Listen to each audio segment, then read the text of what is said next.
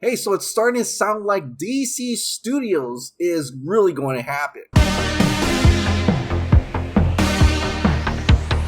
Hey, welcome back to the Ping Pong Flix. My name is Chris Wong. This article dropped today and it's coming from Puck News. Apparently, it's being said that Alan Horn may actually come back to Warner Brothers. The biggest rumor swirling around town is that Alan Horn is returning to Warner Brothers under the new Zaz era. Here's what Horn told Matt Belloni about the chatter. Funny, his name is Belloni, although that's not spelled the way, but I think that's how you say his name. So anyway, within this article, this is what he said. I called Horn to ask him what's up, and he confirmed that he has had talks with Zaslav about returning to the studio where he made his name. I'm friendly with David, and we have met several times, he told me. That's partly thanks to Zaslav's now famous listening tour, wherein the Hollywood outsider met with seemingly everyone who has run an entertainment company during the year preceding the close of Discovery's merger with the Warner Media assets. But Horn said that the chats have gone further, and that they did discuss the possibility of him helping the company. That could be in a consultative capacity, an advisory role, or a short-term assignment, but probably not in an executive job. Rightfully so. I mean, the dude's 79 years old. But wait!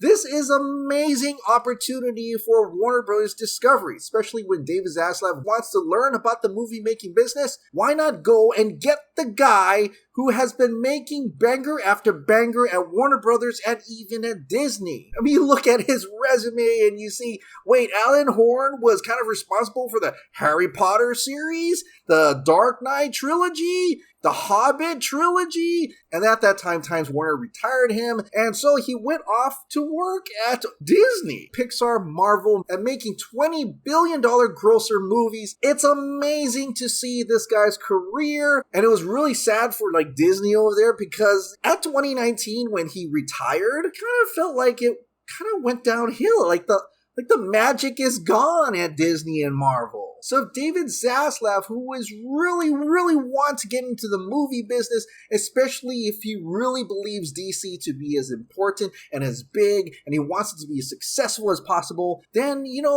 he's looking at it at the business side, he's looking at the financial side, and he's looking at Alan Horn, the legendary Alan Horn, and could possibly get him on as a consultation role, which is okay. I think even as a consultative role would be better than nothing. I mean, this guy's a legend. He's making billion-dollar box office movies. You gotta get him on here. And even yet, it's also being said, Dave Zaslav wants to remake Warner Brothers to have a similar structure to Disney, with separate entities with individual creative leaders for divisions like DC, New Line, Animation, who all report up to a film boss overseeing the total output. This is also a fantastic idea, which DC and Warner Brothers should have done, or when they did do it, they should have stuck with it, because it really needed its own studio. It really needed its own creative structure away from Warner Brothers. Warner Brothers are trying to do the Wizarding World and have all these other projects. It's kind of a lot on the plate. You need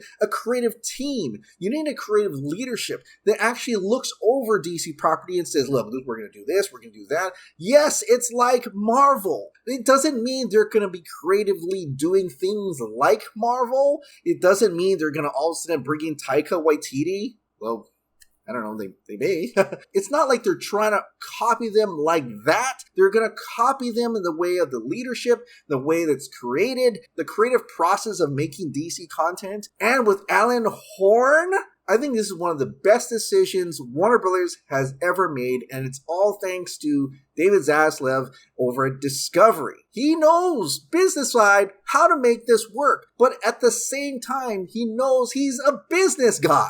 He knows he doesn't have the experience. He knows he needs people who knows that business. He's got the resumes. He's ready to make it work, and he's ready to grow bigger and better. So having someone like Alan Horn maybe overseeing the entire process, but we still need that one guy guy to kind of head DC Studios. And so hopefully whoever that person is will actively look at creative work and actively respect filmmakers. But the one thing is that that person will definitely try to be that Feige. But it feels like David Zaslav has a singular vision for what he wants for DC Studios. For everybody who is a fan of DC movies or even having more DC movies, this is the time where the focus is going to be big, and I can't wait to see what the future is for DC films. But for you out there who are wondering what's going to happen to the Snyderverse, I don't know at this time. I think Zack is super busy with his Snyderverse over on Netflix. He's got a whole Rebel Moon Star Wars saga that he's building, so he may not even have time to come back.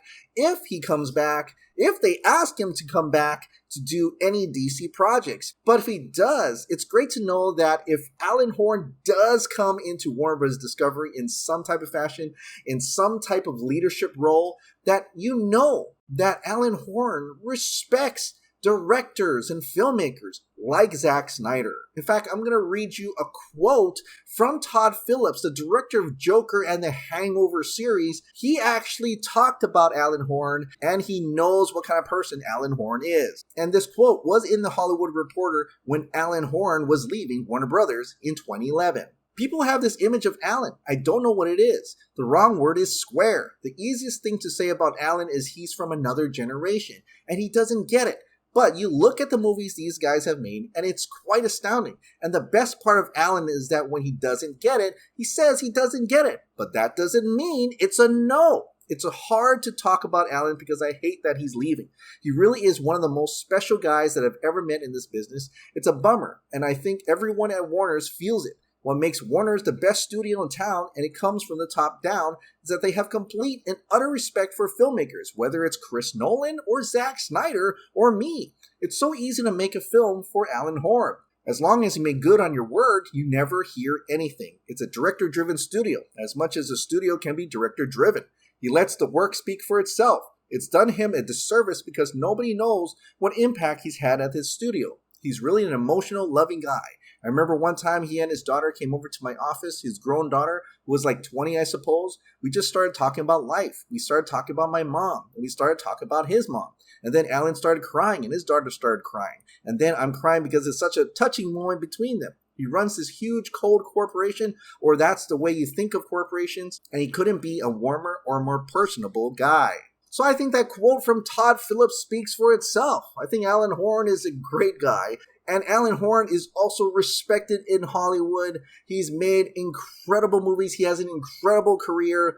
There is no better guy to get him on your ship, David Zaslav, than Alan Horn. And David already knows that.